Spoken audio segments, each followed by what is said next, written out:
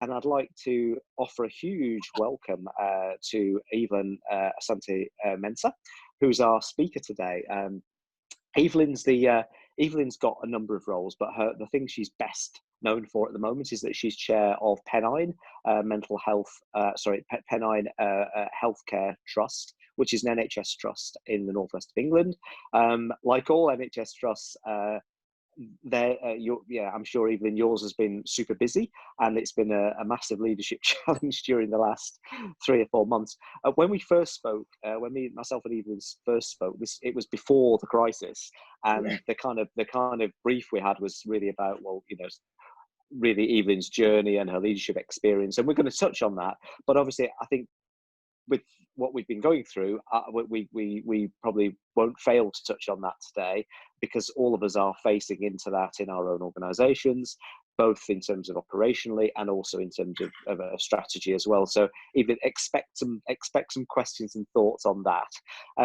The way we're going to do things today is I just thought it'd be worth us quickly going around the room and introducing ourselves, and then just in terms of our name, our organisation, and what we do very quickly within it, and then we're going to come to you, Evelyn, and you're going to kick us off with a few thoughts. But just going around the room very quickly, Boo, if you could kick us off, that'd be fantastic. Just say who you are and what you do and your organisation. 30 seconds, that'd be lovely, and then everyone following in that spirit. Boo. Okay, hi Evelyn, hi everybody else. My name's Boo Dendy. I'm Business Development Manager and Operations Manager at Leading Lives, and we're a social enterprise that delivers care and support primarily to adults with learning disabilities across Suffolk in East Anglia. Thank you. That's lovely. And we've got Paula. Could you do the same? That'd be lovely. So I'm Paula Summersfield. I work for Aspire in Salford. We also do adult social care. And we have day centres, respite, supported accommodation. And I'm the Director of Business Development. Lovely. Thank you, Paula, in Salford. We're going to go right down to Essex, to Lorraine. Yeah, press your buttons. Can you hear me? Hi. Good afternoon, everybody. I'm Lorraine Mattis, the Operations Director for Community Dental Services CIC in Essex. I also now oversee all of the dentistry and prisons for Suffolk, Norfolk and the Mount in Hertfordshire. And for those of you that are not acquainted with the Community Dental Services, we are a specialist dental service provider that predominantly provides dental care to adults and children with additional needs. And we've obviously got a massive portfolio because we cover most of the east of England and now the Midlands as well. Lovely. Thank you, Lorraine. And yeah, a big job. And yeah, we'll hear more from you as we go along. Thank you. Helen's also from CDS, Community Dental Services, but in a different part of the country in Bedford. Helen, if we could see you, that'd be great. But just speak if we can't. Hi. Yes. So my name's Helen Paisley. I'm Hey. myself on the video. I was just having the lunch a second ago. That's all right. You're fine. Don't worry. Bowl of tomato soup, I'm not above a bit of eating online. It's fine. Don't worry. Slurping, I've finished. So again, working for Community Dental Service CIC. And I'm based in Bedford, which is where the sort of original special enterprise started, and then we've obviously expanded into lots of other areas, so it's great, along with Lorraine's area in Essex. I'm the Regional Operations Director, so I look after the clinical services in Bedfordshire, Lincolnshire, Leicestershire, and we've just gone live in Nottinghamshire and Derbyshire from the 1st of April. So that was a really interesting, obviously the contract start date was the 1st of April, which obviously we ceased doing routine dentistry about a week before then. So coping with, we were doing mobilisation, and then all of a sudden we were doing, contract start date, and all of the induction meetings and events that we had planned, all of that, went out the window. So that has been an interesting time, mobilising during this, sudden change that we had to deal with. So, Fantastic. and I noticed Lorraine's on the call as well, so it's great. We obviously need a little bit of light relief in community dental service after the incredibly busy last couple of weeks. So it's great to dial in, actually. Thank you. Lovely. Great to see you, Helen, and great to see all of you. Well, we're a small and perfectly formed group today, which actually on these sessions works really well, because it means we can all have some time to talk. And Evelyn, it's a delight to have you with us during what is, I'm sure, an incredibly busy period for yourself as chair of an NHS trust. Yeah. I thought, I mean, when Craig and I first spoke, as he said, it was going to be about my journey. And then I'll go from there. Evelyn, Asante, Mensah, welcome, and over to you. You've got the mic. Thank you. Can you hear me? Yes, we hear you perfectly. Thank you. Yeah. Okay. Well, firstly, thank you for inviting me to speak. I have to say I was a bit surprised when I did get invited, because I always think I'm not entirely sure what I've got that I can share with you. But hopefully that, you know, this next hour or so that we've got together will be a two-way thing. I thought what I'd do is tell you a bit about me, and then talk about my leadership journey and what I've learned, and then sort of spend some time talking about how those lessons have helped in terms of the situation we're in now, in terms of COVID. I've got two screens because I can't keep it all in my head. So if I'm doing this, that's because I'm looking at my notes. I came here from Ghana when I was 5. I was brought here by my parents. So I keep thinking, am I first generation immigrant? And I suppose I am, because I wasn't born here, but I've been here most of my 55 years. So I've been here about 50 years. I'm not sure my parents thought that that I'd be here that long, but they brought me here because they wanted me to get to have opportunities that they felt that I wouldn't necessarily get in Ghana, and I did, and I thank them for that. I don't think I always followed the pathway always that they thought I should have followed, but I got there in the end. They wanted me to go to school, go to college, then university, and then, like all African parents, thought that my career pathway was either as a lawyer or as a doctor, possibly as a dentist, but the first two were the main things. Achievement was very high on their agenda. I didn't go to school, didn't go to university after college. I became a single parent. I had my son in my very early 20s, quickly followed by my daughter. I did a lot of clerical work, but I was increasingly feeling like I wanted to do something different, but not entirely sure what. But I thought I needed to go back into education, but how to do that since I didn't have a first degree. So I'm going to say I happened on a course at Manchester Metropolitan University in Women's Studies, which was 3 years part-time, and I think was really my gateway into the things that I'd done, because what it did was give me access to networks. It wasn't a professional course, it was more of an academic course. I didn't think I was going to get a job through women's studies, but what I hoped was it would give me some academic achievement.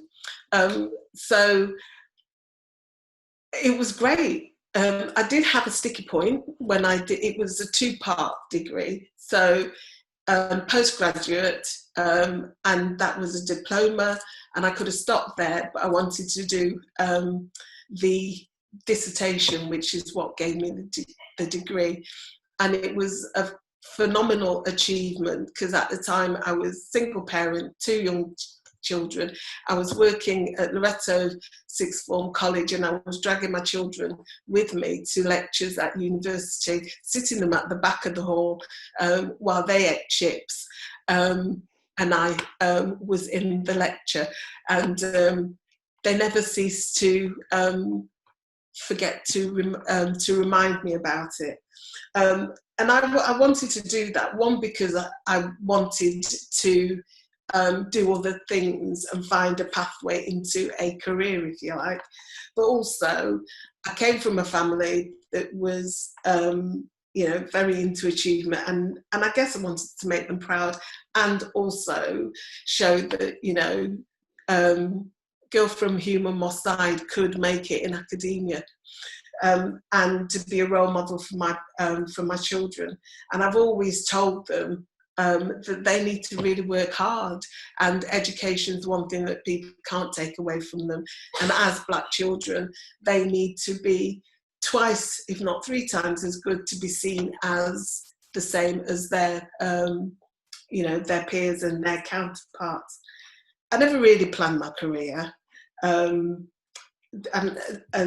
I took opportunities that came up. And I remember my mum used to tell me a story that her dad had told her, which was about opportunities and taking opportunities, an opportunity being like a bald man with a tuft of hair at the front. And as he went by, you had to grab the tuft of hair, because once he'd gone, you couldn't grab anything behind. I tell my kids this all the time. They roll their eyes and think she's off again. But I really do think you have to grab opportunities that come along. And I think that the way that I have, my career has developed has been about that. I think I became a little more strategic as my career progressed.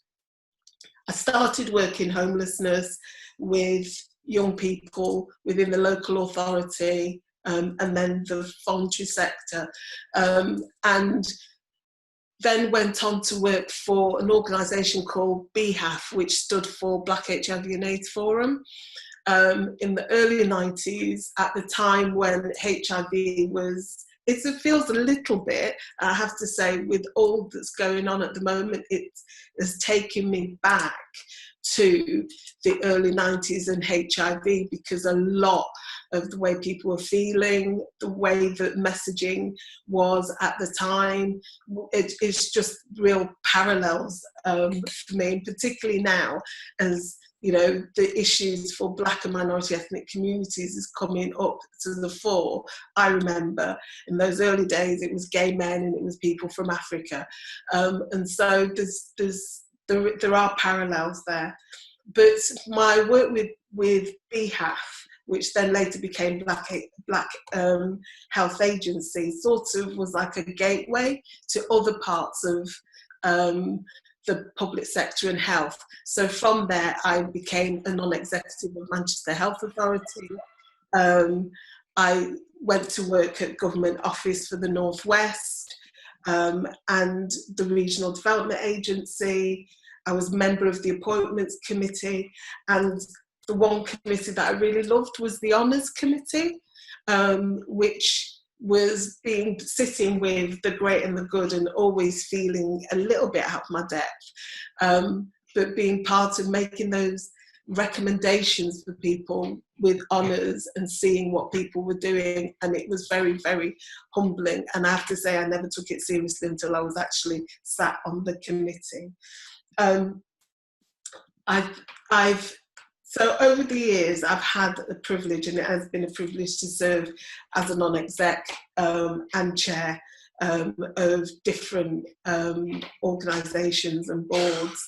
But currently, I'm chair of Pennine Care NHS Foundation Trust.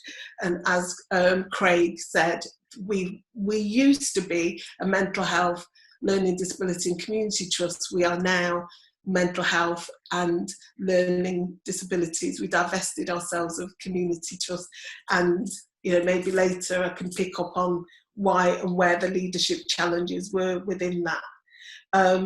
I'm a governor of Manchester Metropolitan University, and I was very proud and honoured to be asked to serve as a governor and to be an alumni. The university honoured me with a honorary doctorate. So I didn't have to work to get to get my PhD, although I'm told that I did work, but in a different way. I'm chair of Arawak Walton Housing Association, and that brings its different challenges within our current situation. And I'm community governor at St Mary's Primary School. Education is really important to me. And I'm also chair of Bridging the Gap, which is it's a tiny charity compared to all the other stuff I do.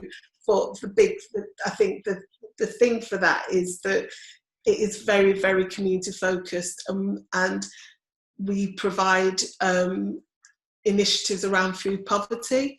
Biggest is at the moment we have 2 food bank distribution centres, but we also work with schools. We provide holiday hunger bags, that we call them, and I was part of founding that as well. So that's I'm really passionate about that, and although it's small, it is as important as the trust, as important as, you know, the work that I do with Arawak and the university and in school.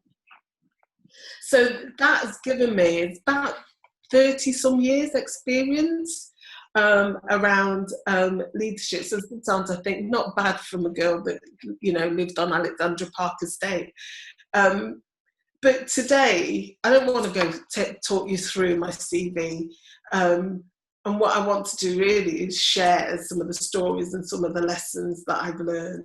And I think some of the biggest things for me is about being who you are. I think I've worked in places where I've thought I've had to be somebody else, and I've really struggled. Namely, when I was at Government Office for the North West, I thought I had to be a white middle-class man and operate in that way, and then really worried why I was struggling till I realised that I wasn't a white middle-class man, and therefore I didn't need to act like that. And they hadn't actually asked me to come into the organisation because they wanted me to replicate the behaviour that was happening within the organisation. And until I sort of got to that point and recognised that point, I wasn't able to flourish. And I think leadership is earned through building respect and credibility. And for me, I'm a very value-driven person, and values are really important. And I think you really have to live your values. You can't just talk about them. They have to be real to you, and people have to see them, and that's where credibility comes in as well. And visibility. And I think the whole issue of visibility has become very, very important now, because as a leader, you want to be visible, you want to roll your sleeves up, you want to be in there, you want to support. Actually, is that the right way? Is that the right thing to do? And in this environment that we're in now, in this situation that we're in now, what I found is actually my chief exec and I have a great relationship, but actually what she doesn't need is for me to be on her back constantly. What she needs is to know that I trust her, and I trust her explicitly, that she will do what needs to be done. And I think being visible isn't always about pounding the corridors. So that's been really important. And I think the big thing for me is about personal and positional power, and knowing when to use your personal power and your positional power. It's interesting, I had an appraisal earlier, well, it was the end of last week. And one of the things that the person who was appraising me said to me was, "We want you to use your positional power." And I was thinking, well, what do you mean? And then, you know, thinking through, I thought, yes, okay, I'm a very consensual person. I want us all to have you know, so I spend lots of time hearing people's views. And sometimes that just takes too long. And actually, what I need to say is, I've heard your views, but this is what we're doing. But I think sometimes people think that because I'm going to use the word bullish, because I'm not sort of that means that I'm not, that I'm not strong. And then I think, I'm sitting here as a Black African woman in the position that I've been in. Nobody has handed this to me on a plate. It's been hard, and I've had to position myself, but I do it in my way. So I think it's important that you create leadership that is true to you. And I think you need to show vulnerability and approachability. People need to know that you are human, that you don't always get it right, and I don't always get it right. And there have been times when I think one of my least proud moments was a long while ago, but it's still in my head. When we were in a board meeting, it was a difficult board meeting, and one of the other board members said they wouldn't continue with discussion if there was somebody in the room who wasn't a voting member of the board. And this was it was a really uncomfortable position. And I asked this other person to leave when actually I shouldn't have. And as soon as I'd done it, I knew it was the wrong thing to do. And I had to rectify that. I didn't rectify it at that time in the meeting. I spoke to the individual and I apologised, and I told them that I'd got it wrong. And in the next board meeting, I said that I'd got it wrong. It wasn't my proudest moment. I really think that I should have used my positional power, if you like. I think I've got a lot of personal power. A lot of my stuff is about building the relationships, connecting with people, showing empathy, showing that actually people can, they can talk to me and that they can approach me. I remember in my early days as chair, I was asked to lead a multidisciplinary team, reviewing cancer services. And I have to be honest, I felt really out of my depth and overwhelmed. And we had to pick a team, and some of the consultant oncologists were really scary people. And there was one particular consultant who just was not having a good day. And I seemed to be the person that was irritating him the most. And he kept asking me about my background, and I wasn't sure whether he was talking about my background in terms of ethnicity, what he was talking about. I was young, I was I think it was in my 30s. I was Black, I was female, and I wasn't a doctor. So there was a lot of things that for him just meant, what could I have to tell him that he would want to listen to if he were in my team? And all I could think about at the time was, I really don't want you in my team because you're just going to make my life hell. And then suddenly, it was like a light bulb moment. I thought, I'm the one that's picking the team. So actually, I don't need to pick him. I don't need, not that I want a team that just agreed with me, because it was multidisciplinary and there was a whole range of things, but actually I needed to pick a team that built on my strengths, that complemented each other, and where possible, that wasn't going to be adversarial. Yes. So I didn't pick him, and that was great. COVID has taken us to a very different place. Really taken us to a very different place. And particularly in health. I'm currently shielding.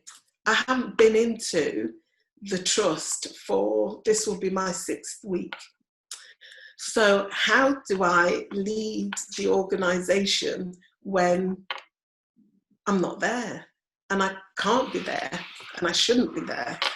I think, well, we have changed our governance tremendously. So we do a lot of this. I've learned to use Microsoft Teams and Zoom and all the other platforms very, very quickly. And we've put in place things that very quickly in terms of how we continue to lead. And the important thing for me in this is asking the chief exec what she needed from me in terms of leadership. How did she want us to operate? And how did she want the non-execs to operate with the execs? And what she said was, I need you to let us get on with it and trust that we will get on with it. That's not to say we just stepped away and went, yeah, go on. We've put in place a lot of different governance arrangements, but part of that is making sure that we weren't adding to bureaucracy, we weren't adding to people's already very pressured time. So we have all our meetings via video link. We've stood down a lot of meetings that we had that weren't necessary, or in this, shall I say, not that they weren't necessary, but in this climate that we don't need to. We have increased visibility, but in a different way. So I do web blogs, do webinars. There's a whole different way of being, and I think that what I want to leave with was something that I read that chimed with me, which was a quote I read by Jacinda Ardern from New Zealand. And when she said, was one of the criticisms I've faced over the years is that I'm not aggressive enough or assertive enough, or maybe somehow because I'm empathetic, it means I'm weak. I totally rebel against that. I refuse to believe that you cannot be both compassionate and strong. And I think we have sort of stereotypical images of what leadership is, and quite often that leadership doesn't look like me. But I've had to sort of forge my own way of leadership to be authentic to me. And I think unless you are authentic to who you are and you look at leadership within that context, you're always going to struggle. So that's a bit of my journey, and I hope it was useful. But I think if I was to leave you with one thing, it's about being who you are, and bringing your authentic self to work. And I think being open and empathetic, I've been blown away by people coming and saying, oh, the culture of the trust is different, and, you know, sharing things that previously they wouldn't have shared. So it's about being yourself. Thank you. Evelyn, thank you. And I think it's a really powerful message there at the end, because although we don't always realise it, I think concepts such as leadership historically have been quite gendered, and everything to do with leadership is historically a bit to do with certain traits around decisiveness and being authoritative and being dominant, and these are all quite strong social narratives which actually are being challenged by Jacinda Ardern in New Zealand, the PM there, who I'm also a big admirer of, and also atypical people in leadership who forge their own path like yourself. So I'm fully with you on that.